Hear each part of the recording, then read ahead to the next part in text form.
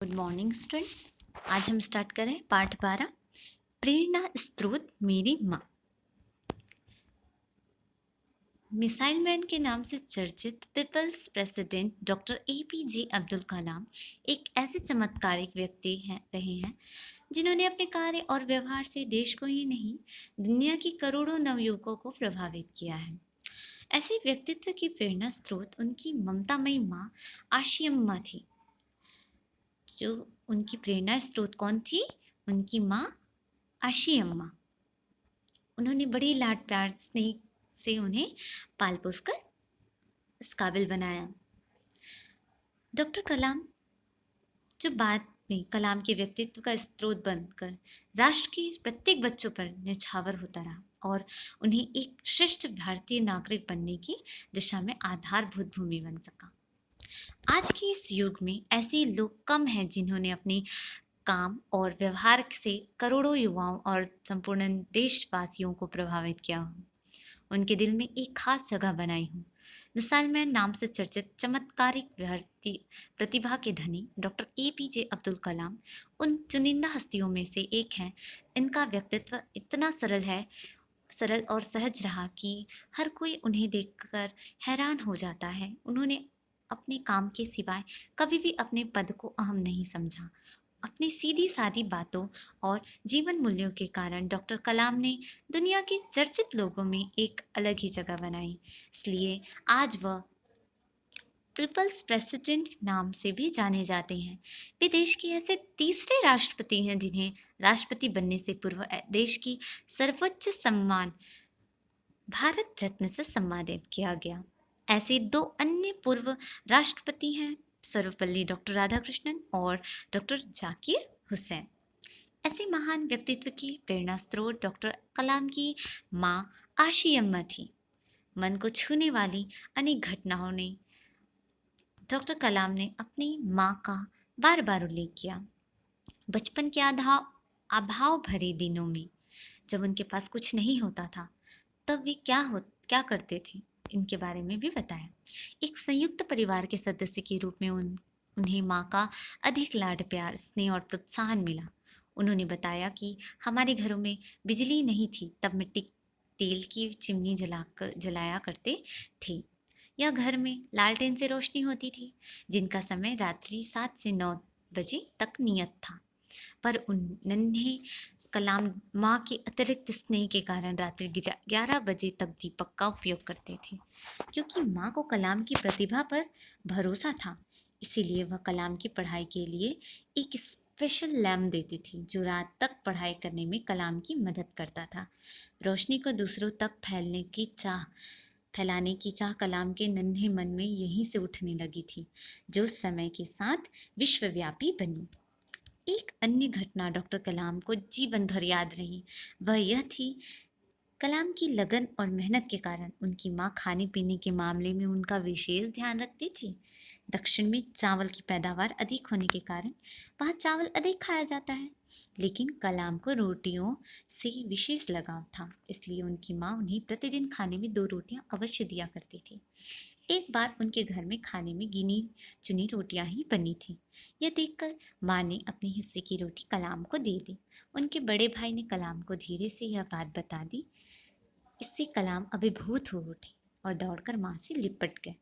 माँ के विश्वास और प्रोत्साहन का ही परिणाम था कि डॉक्टर कलाम अपने जीवन को बहुत अनुशासन में जीना पसंद करते थे। वे शाकाहार ब्रह्मचर्य का पालन करने वाले में से थे। कहा जाता है कि वे कुरान और भगवत गीता दोनों का अध्ययन करते थे और उनकी गुण बातों पर अमल किया करते थे। उनके संदेश व छात्रों से बातचीत में उनके जीवन के इन भावों और माँ की प्रेरणा का बार बार उल्लेख मिलता है, जो भारत के तमाम बच्चों और बच्चियों तथा युवाओं को कुछ नया सोचने और नया करने को प्रोत्साहित और प्रेरित करते रहते हैं। जब डॉक्टर कलाम आगे की पढ़ाई के लिए बाहर गए तो उन्हें घर छोड़ना पड़ा। उस समय माँ आशी अम्मा का कलेजा भर आया। वे रो पड़ी और अपने आप को शांत नहीं कर पाई। तब नन्हे कलाम ने माँ के पास बैठकर उन्हें समझाया, माँ, मैं तुमसे दूर कहाँ जा रहा हूँ। मैं अपनी माँ के बिना भला रह सकता हूँ? नन्हे कलाम के मुंह से ऐसी समझदारी की बात सुनकर माँ ने अपने आंसू पोंछ लिए। वे मुस्कुराई और फिर हंसी खुशी उन्हें विदा करने के लिए कुछ हिदायतें देती हुई कुछ कदम कलाम के साथ चली। इसके बाद कलाम के पिता और परिवार के अन्य लोग मित्र स्टेशन पर उन्हें छोड़ने आए थे। रेलगाड़ी में बैठकर स्कूल की ओर यात्रा करते हुए कलाम के मन में माँ की ममता थी, यादें थी, माँ की हिदायतें, झिड़कियाँ और शरारत करने पर की गई सख्तियाँ थीं। कलाम का मन माँ की ममता से सराबोर था।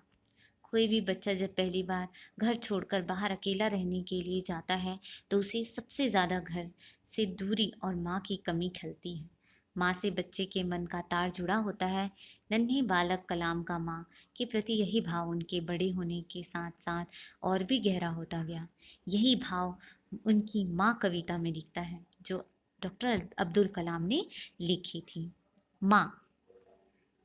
समंदर की लहरें सुनहरी रेत, श्रद्धानत तीर्थ यात्री रामेश्वर द्वीप की वह छोटी पूरी दुनिया, सब में तू निहित है, सब तुझ में समाहित है। तेरी बाहों में पला मैं, तेरी कायनात रही तू, मेरी कायनात रही तू। जब छिड़ा विश्व युद्ध छोटा सा मैं, जीवन बना था चुनौती, जिंदगी अमानत, मीलों चलते थे हम, पहुँचते किरणों से पहले। ये उनकी माँ के लिए उनकी कविता थी। यह कविता उन्होंने तब लिखी थी जब उनकी माँ इस दुनिया में नहीं रही, और यह सच जाहिर करती है कि वे कलाम के महान कामों के पीछे प्रेरणा रहे। कलाम के बचपन को माँ ने कुछ इस तरह संवारा और प्रोत्साहित किया कि बाल मन के सभी सहज भाव डॉक्टर कलाम की प्रौढ़ अवस्था में छलकते रहते थे। नई चीज सीखने के लिए वे हमेशा तत्पर रहते थे। उनके अंदर सीखने की भूख थी और पढ़ाई पर घंटों ध्यान देना उनमें से एक था। एक कार्यक्रम को संबोधित करते हुए डॉक्टर एपीजे अब्दुल कलाम ने जीवन के सबसे बड़े अफसोस का जिक्र किया था। उन्होंने कहा था कि वह अपने माता पिता को उनके जीवन काल में 24 घंटे बिजली उपलब्ध नहीं करा सकी। उन्होंने कहा था कि मेरे पिता जैनुल आबदीन 103 साल तक जीवित रहे और आशियम्मा 93 साल तक जीवित रहे।